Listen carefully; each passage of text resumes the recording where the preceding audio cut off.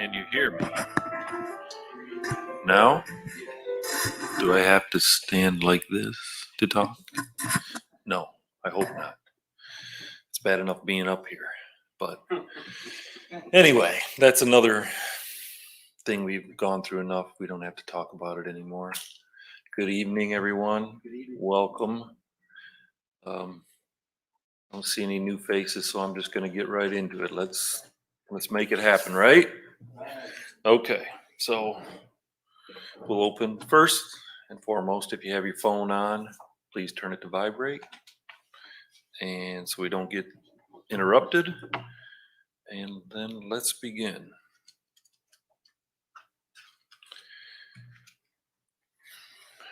Measure your emotions carefully. Pretentiousness is always unpleasant, just as unjustifiable aloofness is to blame for many problems in social relations.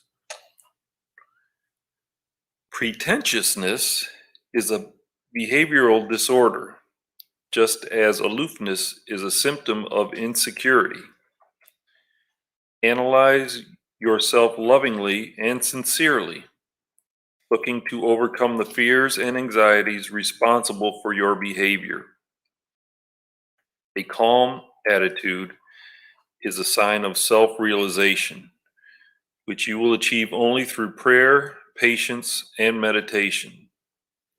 In doing so, emotional control is feasible. I got a lot of work to do.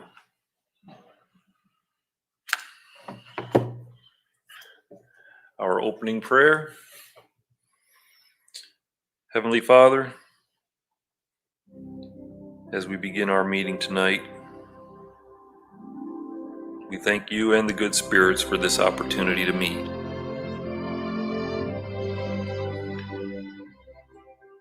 May your lesson tonight grow in our hearts and in our minds. May the speaker's words give us strength and comfort. Continue to watch over us each and every day. Make us your examples here on earth. Our Father who art in heaven, hallowed be thy name. Thy kingdom come, thy will be done on earth as it is in heaven.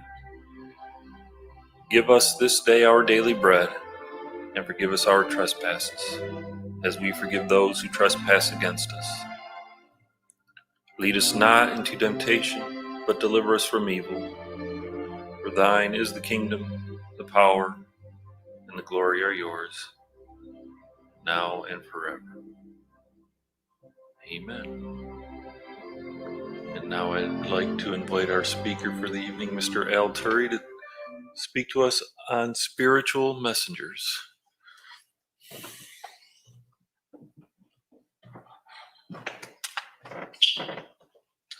Thank you, Tim. Hello, everyone. Good evening. Just going to turn this off. All right.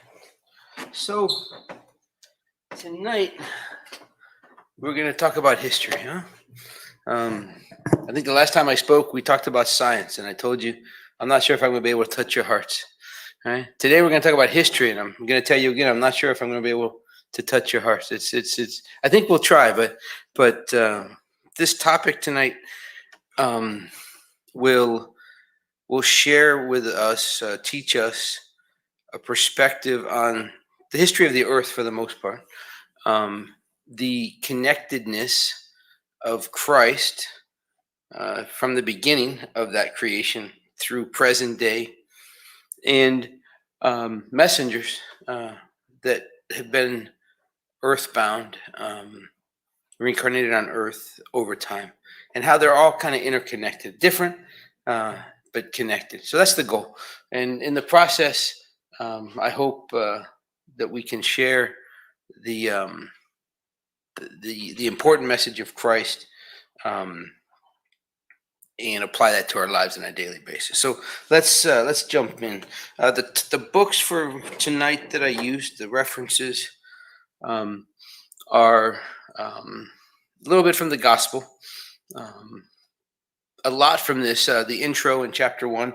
This book essentially talks about the evolution of the spirit, not at the individual level, but more planetary and civilization level. How worlds like Earth that are regenerative, right, um, do a lot of work, and how cultures and citizens and souls, races, and things like that will evolve and change over time. It's not the easiest read, but it's a good read, and I hope you take a look at it. And then also, this is a publication um, from, I think, the United States Spiritist Federation. Yes, they used to put out a monthly magazine, and this was one of the issues, and I don't even know the year, um, but I took some material from this as well. All right. So, which side of the fence are you guys on? Right? Is it creationism or is it evolution? Um, did was there a big bang, and was it random, and science and things started to come together over time, or did God create the earth in what biblical terms say? What, 7 days or 6 days, and the seventh day he rested? Which which one of these schools are we from, or what do you believe? Um, and you talk to 10 different people, you'll get 10 different answers, right? Everybody's different on this. But where does spiritism fit into all of this? So let's start with evolution, right? Darwin came to fame, right, in 1859. Definitely, if you look at this scientifically, strictly from the physical sciences, there's an argument to be made that creation doesn't exist, right? That we all started with uh, some type of event, and we evolved from single cell amoebas into present day humans, right? With a whole long list of science that's factual and real, that happened, right? So there's an argument to be made that there is no such thing as creation, right? It was all science. And then again, literal interpretations of the Bible, right, adhere totally to the book of Genesis, right? And in that first slide, you saw the book of Genesis according to Spiritism, right, which follows the Spiritist perspective on the creation or the evolvement of the world. And the book of Genesis from the Bible is very literal, all right, and some people take it as such. So who's right? Well, you guys know me, right? I'll tell you this. I've said this before. I think we're all wrong, right? Right? And what I mean by that is, we all have, to the level of knowledge that we have today and the level of understanding, Spiritism brings a perspective, says does traditional biblical terms, as does science, right? And at our level of understanding and knowledge today, I think we have as best of an understanding as we can. But I think ultimately, as we progress through lives and evolve, I think we're going to have more information and have a better understanding of this. But the short answer is neither one of these perspectives is 100% correct. Or complete, I should say. Complete is a better way to answer it, right? Not correct or wrong, but complete. So we'll talk about Spiritism and how it fits into all of this. So in the beginning, right, do you ever ponder, right?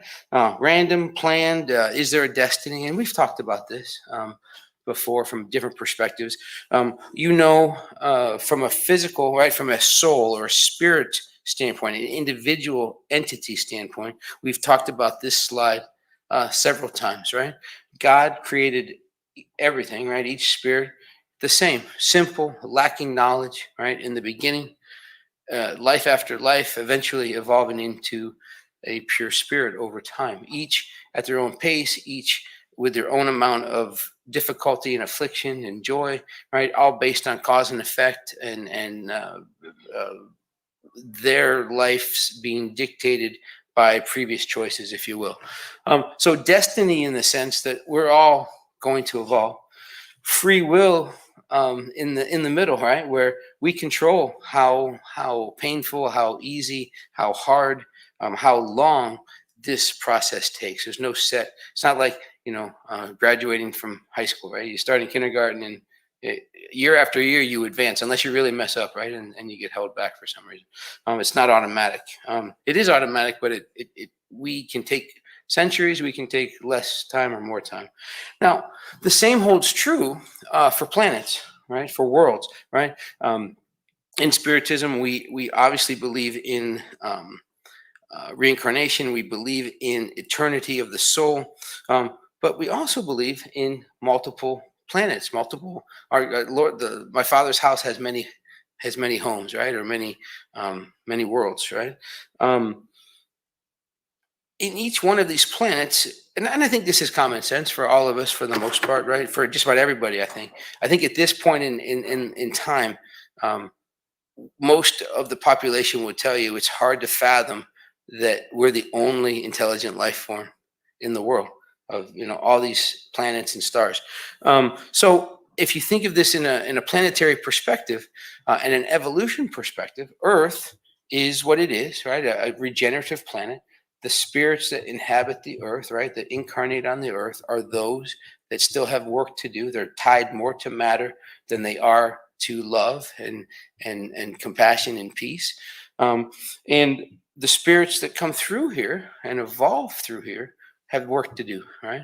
As opposed to other planets that maybe they're more evolved and there's less material. Hence, all the different types of planet surfaces and worlds that exist. Make sense?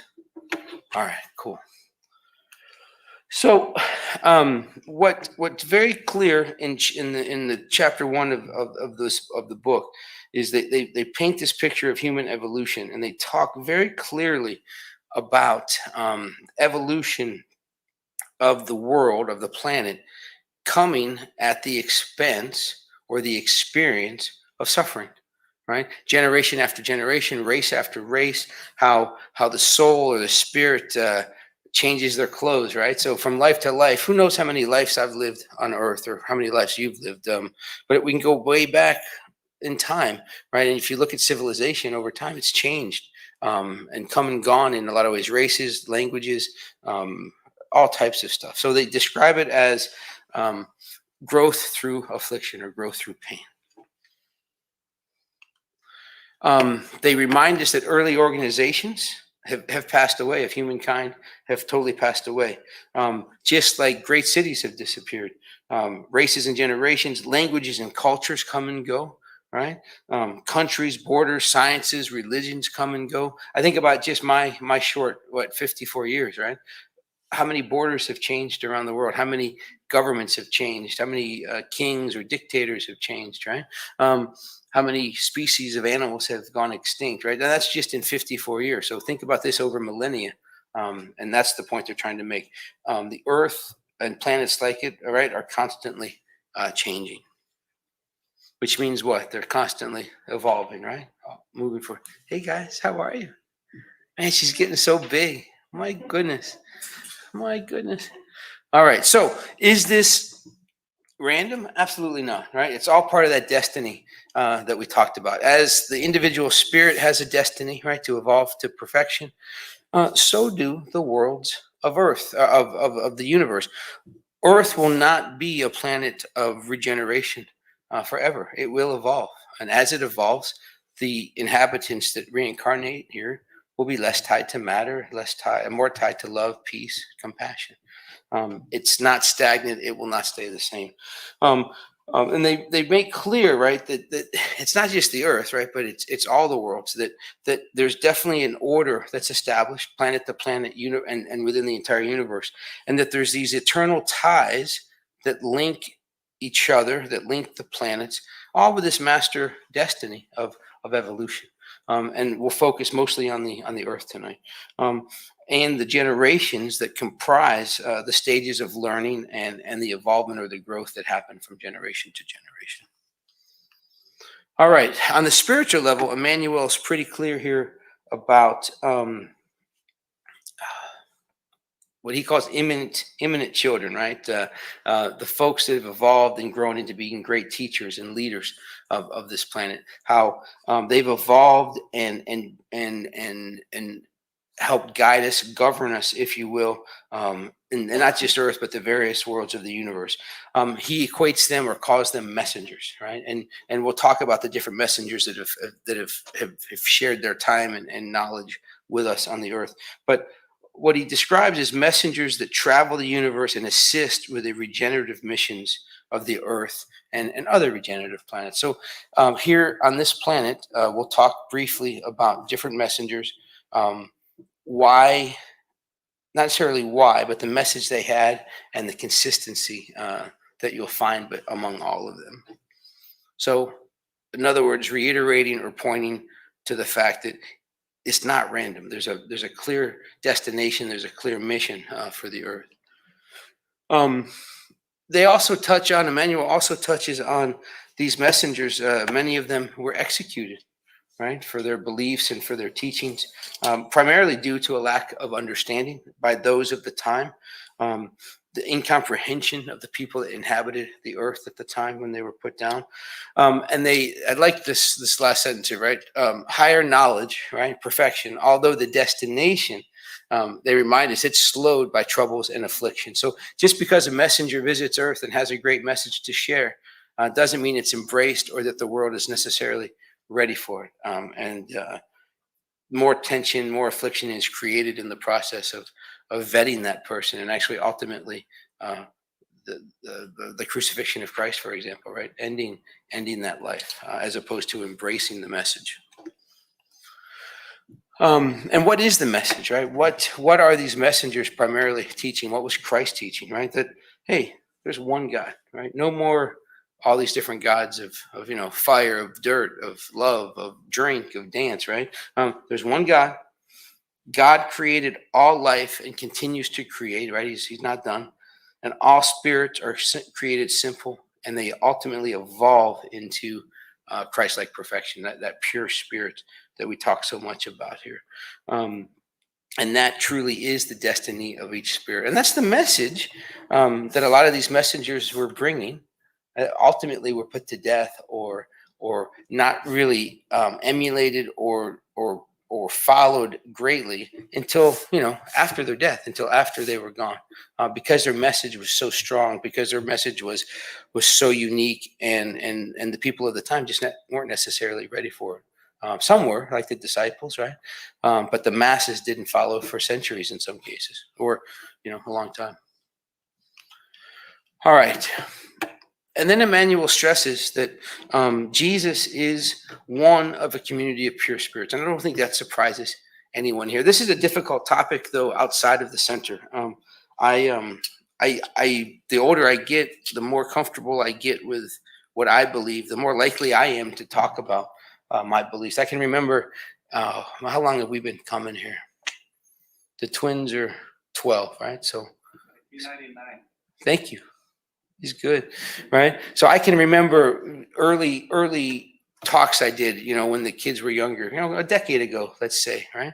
I was freaked out if we broadcast. Not freaked out, but I had my life here, I had my beliefs, and then I had my other life, right? My professional life, right? So if I was speaking or if I was being promoted at the center, I was always nervous, like, oh man, what if somebody? And back then, maybe because I wasn't as confident or in my career, or I relied on other professionals to feed my family, right? Because of contracts. So I mean, God forbid if this one contract I had, that traditional, evangelical Christians, for example, that own that business, if they found out I was talking about this stuff, then I'd be like part of a cult, but very insecure in my beliefs. But now, later in life, this is a topic that I'm not shy about. I will talk about it. I'll share my beliefs with people.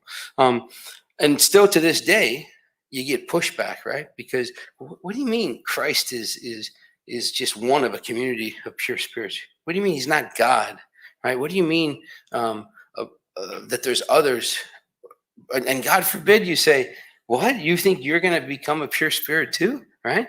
It's a dicey subject sometimes with people. You really it can create some drama. So, but my point is, this is a pillar, if you will, or a foundational point of spiritism, right? Spiritism doesn't claim that Christ is God, but Christ is the purest spirit that ever walked the earth. He visited earth physically twice. The first time at its earliest inception, right? Uh, very early part of the creation to help plant and seed the eventual what would become the reactions and the chemical and the physical interactions that would become the earth, right? The physical earth. And then secondly, when the world was ready to receive his gospel of love and redemption. So two different times. And when you have this discussion, it doesn't always go over well, right? Or what have you. All right. So in between these two visits, some pretty interesting things happen, right? Obviously, there were a lot of generations, a lot of reincarnation, a lot of spirits coming and going. But a very big thing happened in between these two visits that kind of shaped the evolution of the Earth, which kind of shaped commonalities that still exist today. And that was that Christ received rebellious spirits from a planet called Capella, a very advanced planet. That planet was evolving and becoming more enlightened, right? Less material. And there was a group, a sect, inhabitants of that world, spirits that were tied to that world that weren't moving along with the rest of the inhabitants, holding them back, if you will, or not growing. So they were reincarnated to Earth, right? So what happens when you reincarnate? Do you lose your intelligence? No. Do you lose your character? No. Do you automatically become super and pure? No. You start off the next life pretty much where you were at the end of the last life. So these folks, instead of reincarnating back to Capella, reincarnated to Earth, right? And they were primarily divided among these four areas of Earth: the Egyptians, the Indo-Europeans, the people of Israel, and the castes of India. Very different locations, very different cultures in a lot of ways, but a ton of commonalities when we examine their spiritual and religious beliefs, right? Coming from, obviously, right, their innate evolution that they'd already experienced. So these folks, although different cultures, had very similar foundations and beliefs. So they remind us that prior to reincarnating on Earth, that Christ, they were received by Christ with welcoming words and the promise, right, that, hey, remember, this is not the end. We're going to Earth for this redemption, for your ability to help and grow and evolve. It wasn't happening fast enough in Capella. You have this opportunity to grow, and they all had this belief, right, of a Messiah, right? So if you look back here, right, Israel, all these four areas talked about a Messiah coming, some type of avatar, some type of Messiah will come and save them, right? And sure enough, you see this in all of these early messengers and these early civilizations, where a promise of someone coming to help them. Well, that didn't start here on Earth, obviously, right? That started with these spirits, right? And their previous experiences. It's not new to their spirit. It was definitely new to Earth at the time, but they brought it with them.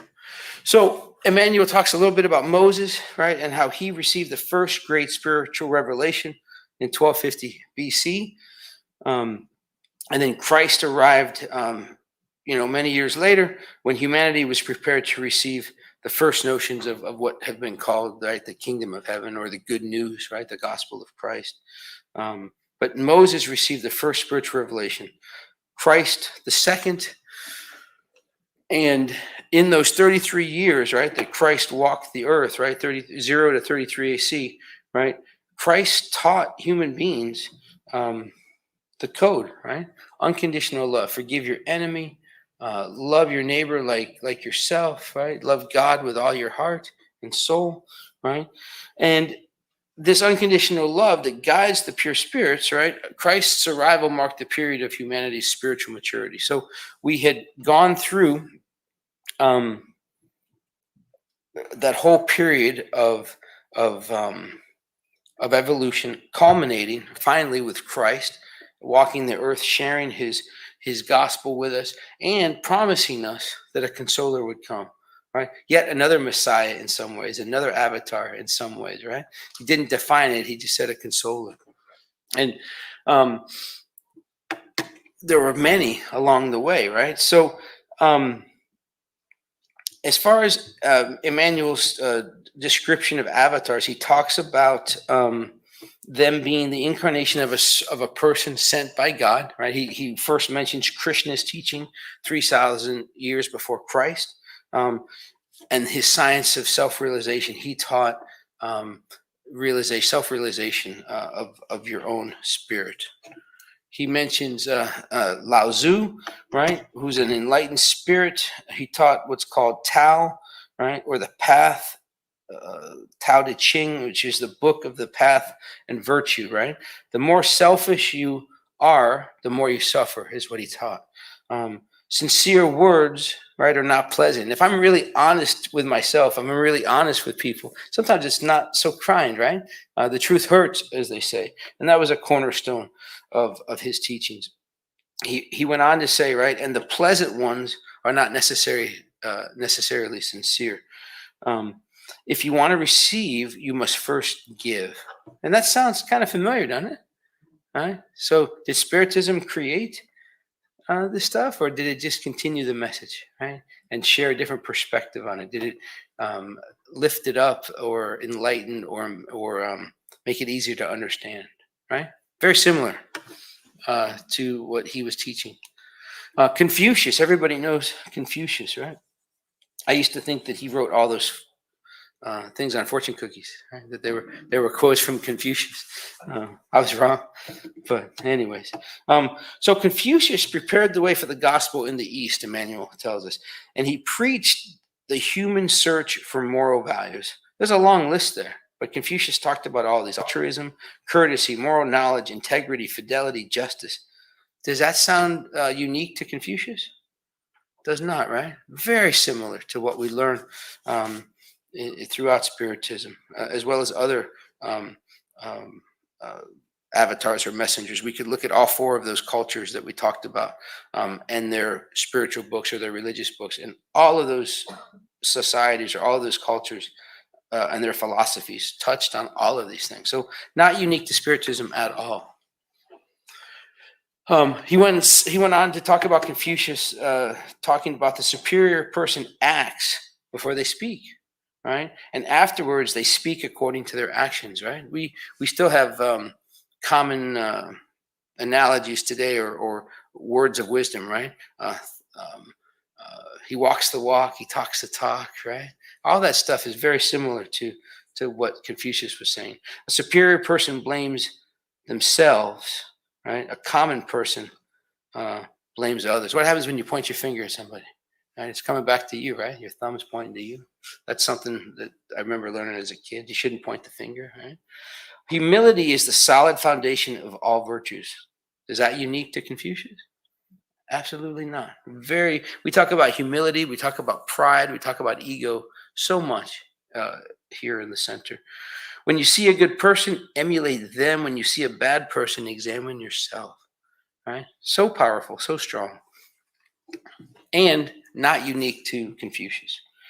He also devotes a little bit of time to Buddha, right? And he tells us that Buddha taught the path to enlightenment to reach nirvana, which I thought was a rock band in the 90s, right? But nirvana, the definition, right? The permanent union of the soul with God, right?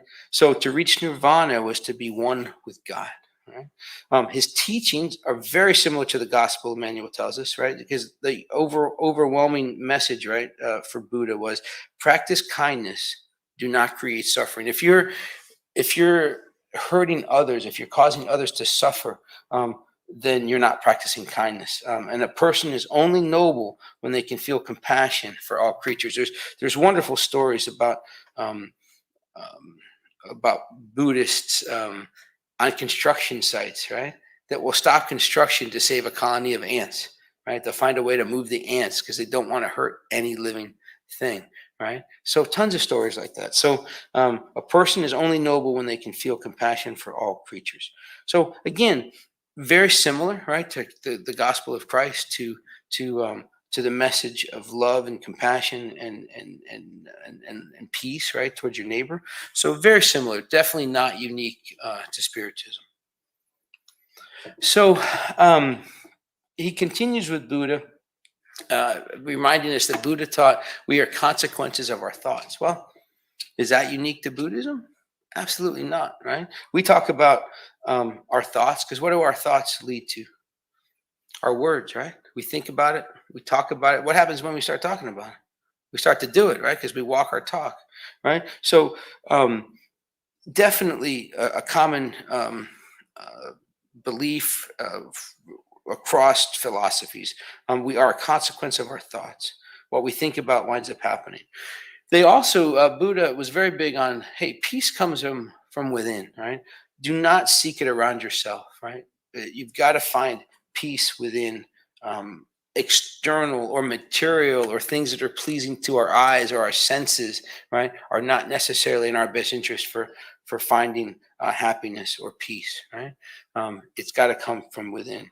And he's quoted here saying the origin of suffering is in the desires and illusions of passion. In other words, giving into those things that please us, please our eyes or our senses, is also the focal point or the start or the basis of a lot of our suffering, right? Because when we're doing things that are pleasing to the eyes or pleasing to the senses, it's not necessarily the best for the people around us per se or morally upright.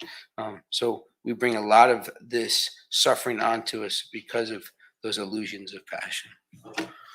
All right, so that's Buddha. How about Socrates? Remember him? What did he tell us? Was it him that said, know thyself? Right, I think. What's interesting about Socrates, he didn't write anything down, right? Plato wrote all this stuff, right? So Plato was a student of Socrates, and a lot of the stuff we attribute to Socrates was written by Plato. But Socrates, at certain times, Emmanuel tells us that his life truly exemplified Christ.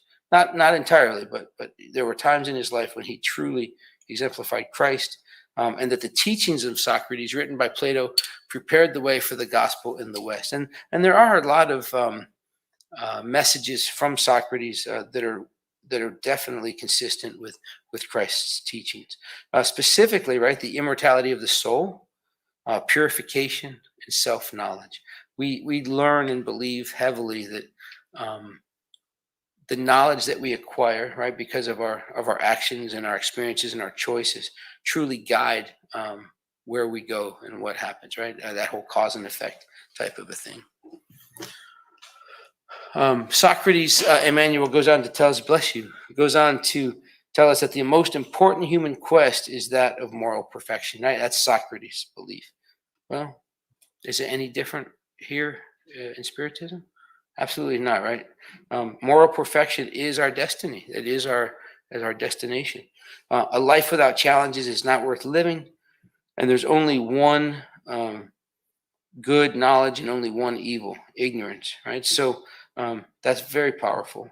He's also quoted as saying, wise is he that knows the limits of his own ignorance, right? There's a business book called The Peter Principle, and it's all about getting promoted or being as successful up until your weakest attribute, right? Your biggest flaw, and then it just kind of ends, right? And it reminds me of this, right? We how often are we aware enough to know what we don't know, or to know the limits of our ignorance? And we learn, right, over time. I'm much less cocky today than I was when I was 21, right, or 31, right?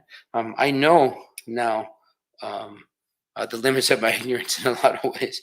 And then knowing thyself, it's never over, right? We're always learning. We always have that ability to continue knowing thyself. All right. Just another hour, okay, guys, we're almost there. So then chapter 25, and this ties into the Gospel 101 magazine cover that I showed you, coming from chapter 25 of the Gospel According to Spiritism. It's entitled The Gospel in the Future. And this talk, it's a very modest summary of history, right? And it enables one to see the eternal ties that connect all of the generations in the evolutionary process of the planet. And that connection is indeed Christ. As we've talked about these different avatars and these different messengers, and we go back to the very beginning, right, of the earth and Christ's role in that. It's very clear that his influence, his governing, his ability to to help guide us is clear over all these different phases of time and all these different cultures because of a lot of the commonalities of those different philosophies that are consistent with Christ's message. Not only his message, right, and being connected, but also the love and dedication of Christ is very evident, and they spend a lot of time in that chapter talking about that. So, what is the love and destination of Christ, right? What does Emmanuel tell us here? Is it that it's present since the earliest beginnings, right? As matter was forming to the dawn of humanity, when conquering nature was the solution. Remember, if we think about the early humans, if you will, the dawn of our more modern civilization, what was our biggest concerns? Survival, right? And instinctual. We had to eat. We had to not die, right? We had to not get eaten or attacked, and we had to reproduce, right? We had to carry on the species, and that's all we had to worry about back in the day, right? Ultimately, though, rising right to spiritual adulthood, proclaimed by wise Greeks and Romans, culminating, of course, with the coming of Christ, and obviously his promise of a consoler. So we go through this instinctual phase where it's all about physical survival, right? And we still, as humans, right, we still have some of that in our DNA and in our mindset, right? There's a lot of that fight or flight, right, of our limbic system. It's real. And how often do we react out of instinct, right, as opposed to enacting what we know from Christ's teaching? We're still going through that process where we're not necessarily, where we're still tied to that animal or that instinct as opposed to what we know might be better solutions. But over time, that's changing. So Christ comes, right? He walks the earth and he gives us his message. And now, 2,000 plus years later, little by little, we are embracing this. I mean, the world is definitely a more peaceful place today than it was just 100 years ago, 200 years ago. Still violent, still afflicted with vice in a lot of ways and greed, but definitely much less violent than it was previously. So little by little, we're making progress. And Christ obviously promised us the consoler that would come as well, right? Christ, again, Emmanuel's teaching us here, reminding us, I should say, that Christ is a pure spirit. And any pure spirit, not just Christ, has no required need to reincarnate, right? Christ did not have to come to earth, right? Christ did not have to take on that mission, right? To endure hardships of human life, to be antagonized and killed like many of these messengers were, doing it solely out of his love for us, right? And in the process, left us with his gospel, right? The eternal message of love. And the beauty of this, right, is that message is eternal. It's ongoing. You can see how it is intertwined with across the globe, across cultures, and how that message is ultimately being fulfilled or evolving into reality, not just for individual spirits, but for the planet as a whole. Right? So I just put this slide up one last time, because when we think about the 33 years that he walked the earth, right? And what culminated in the last couple of years that has changed humanity or stayed with humanity for these 2,000 plus years. There's a definition, right, of being a Christian, right? That many people have. There's also awareness of being a Christian, right? People that aren't Christians, right? If you talk to 90% of the population on the earth, They all know Christ's story. Some believe, some don't, right? But if you asked any of those people, if you didn't mention Christ, but you described how Christ lived, or you described his message on how to live, and you asked them, right, would the world be a better place if we lived like that? What do you think most people would answer? Absolutely, right? So whether you believe in Christ, whether you're a Spiritism, a Muslim, a Jew, an atheist, right? But you described the attributes of Christ, the way he lived, the example that he set for us. And you said, hey, what do you think? Would the world be a better place? No doubt, right? If being completely honest, it'd be 100%, right? It'd be amazing, right? So in his 33 years, all right, he left us with this enduring code, if you will, this unconditional love, right? That he carried with him and demonstrated to us with the way he let his life end, right? He could have ended that. He could have stopped that. He did not have to do that. And that example of the way he lived truly guides us, should be our example. And it definitely marks the arrival period of a human maturity where we were ready to receive a bigger message, right? It wasn't an eye for an eye or survival anymore. It was now about raising up morally, helping our fellow man, lifting not only ourselves, but the world itself. And that promised consoler, right, comes to us in the form of the Spiritist doctrine, right? Not anything new, right? Not a reinvention or a recreation of history, but rather the next step in perspective on this, where the messengers, right, have been able to give us more. I left it over there, but the next book I'm going to read is Heaven and Hell. I'm at this point in life where no matter how much I try, right, and study and live righteously or correctly or morally upright, I feel like I still take 2 steps back, right? I move 3 steps forward and then I go back 2 steps. Sometimes I go back 5 steps and then I catch up, right? It's almost like I'm on this string, this I self-imposed seesaw in some ways. So what I've realized now, what's really hitting home for me in this whole process, in addition to what I see in my children, and I know I won't bore you too much with my personal story, but now that I'm a parent and I've got kids that are preteen or teenagers, I'm starting to see repetition in lessons that I was taught, right? As way back as from my years as a Catholic, right, in catechism, or lessons of my father, things that he did or said. And I'm starting to see that I have this ability to shape how my children look at the world. And I don't know, maybe I'm sure I'm not alone, but for me, it's like the biggest weight on my shoulders, the biggest responsibility I've ever felt. Because what I do from here on out for just a couple more years is going to shape them for the rest of their life, right? And what I learned recently through this process is I can read any book you give me from cover to cover, and rationally I can acquire it, right?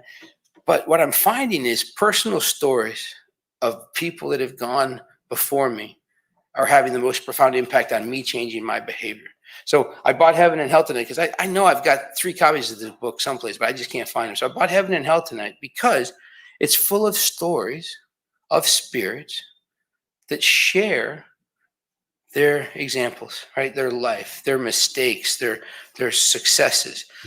So that's where I'm going to focus my attention going forward is trying to experience their stories by reading about them, because that seems to shape me better and help me make changes. I'm not suggesting you have to do the same, but my point is we're at this point as a planet, and many of us as people, right, as spirits, myself included, where we have to make choices every day, right? You're here on a Thursday night, right?